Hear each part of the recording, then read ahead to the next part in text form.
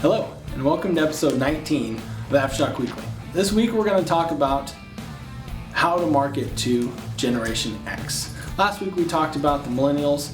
This week I wanted to talk about who I consider the forgotten generation. Even though it's literally right before they're the parents of the millennials, they don't get talked about a lot. You hear about the boomers, you hear about the millennials, but Gen X is right in the middle. So who are they? They're born from 1965 to 1982. An easy way to think about it is, do you relate with The Breakfast Club? If you do, you're probably in the earlier part of the Generation X. Or do you relate with Home Alone? If you do, then you're probably the later of the Generation X. Those are two iconic movies that really kind of sum it up, the independence that they have. Divorce at the time of Generation X was at an exponential high. They were the first ones to have to raise themselves, latchkey kids. So there was an independence, there was an untrusting generation that didn't think that they were going to have jobs take care of them. They saw things like USSR get split up. They saw a lot of crazy things in history during that time that allowed them not to be a very trusting generation. A lot of times they're defined as the me generation, slackers. When it's funny, when you really look at it and their strengths, that's pretty much exactly the opposite of who they are. But the boomers are the ones that called them the trophy kids when everybody got a trophy, but they were the ones handing it out. So it's a crazy generation, and the reason that you should really pay attention to this generation is they're at the peak of their buying power. They are the generation right now that's going on vacation, they're buying cars, they're buying houses, they're buying boats, they're buying subscriptions. They're the ones that have the money to do things like Amazon Prime right from the beginning. They catch on to things like Groupon and they spend money all the time there. So it's a very important generation to really think about when you're marketing and what things that they hold true. So let's talk a little more about that. So what do they hate? They don't like being bossed around. They're that generation that doesn't like to be told what to do because they grew up independent. So they think that they can do it themselves. Because of that, it's spawned 25% of them either own businesses now or are starting businesses. That's a gigantic number. The national average is below 10. So 25% of them, 1 out of 4, is thinking about starting a business or already owns one. That shows a degree of independence that isn't in either of the other generations. They don't like cockiness. They like confidence. They want, if you're confident and you're trying to sell them something, they want to make sure that they have stats to back it up because they're also the researching generation. When you tell them something, they don't take it at face value. They listen and then they go research before they make their decisions. So when you're marketing and doing advertising, showing testimonials, giving resources for them to go out and make that decision easier for them is fantastic. Social proof on websites, things like that can really help a lot. Boundaries and limitations. Gen Xers believe a ton in themselves. They believe that if they can put their mind to something, they can achieve it. Which some of that is why they go into business for themselves. But because of the independence that they had as a kid, they think that they can do anything. So they don't like when people put boundaries on them or corporate ceilings. Things like that really turn them off. They don't like BS, right? So think grunge band, the Nirvanas, the Alice in Chains, the Soundgardens, Pearl Jams. They all had a certain thing about them where they were wearing clothes that were comfortable, not because they looked good. They were very much buck the system. They wanted to do it their own way. Well, that all came out of that era, and it's definitely a persona of who that generation was at the time. Are not quite like that now as far as wanting to buck the system and all that, but that's what they came through and were part of that generation, the grunge phase, right? They appreciate passion over production.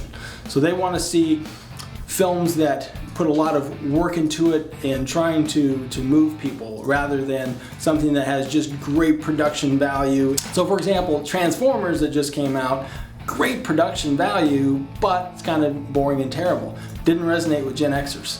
Movies like The Shawshank Redemption, though, did because it was very passionate. It told a great story. And today it's risen in the IMDb to the #1 movie primarily because of that generation. Now, what do they value? Well, self-reliance.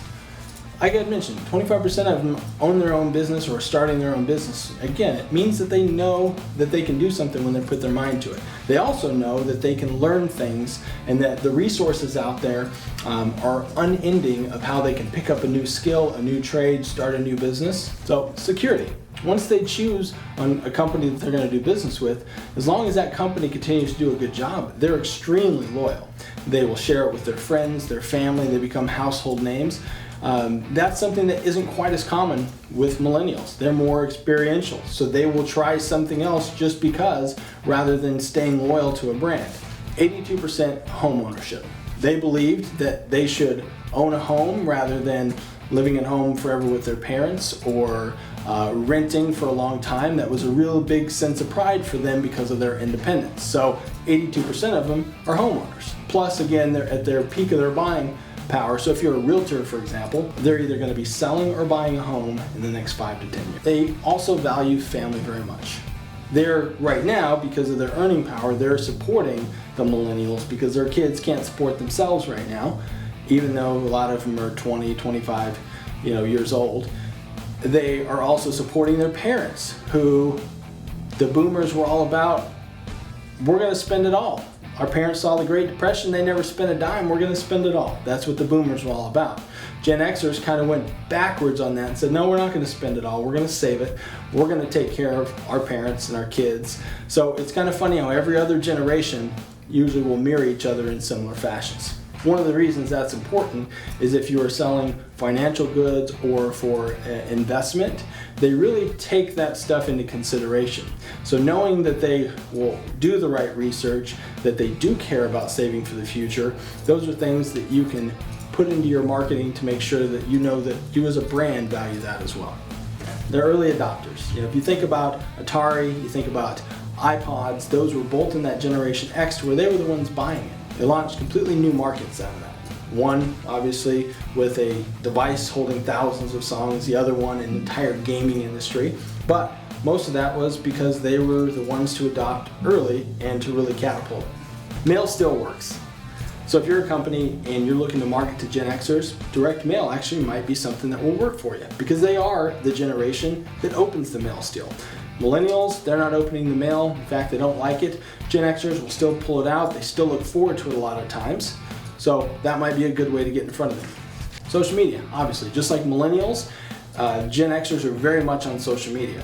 They have platforms that they prefer, YouTube and Twitter being their two primary ones, but a lot of them are big on Facebook as well. You're not going to see as many of them on Instagram or Snapchat, but they like to digest information, which is brief. Twitter handles that. They like YouTube because they love to devour information, they love to do research. Expert content, they like blogs, they like websites. Again, they like to research before they do decisions.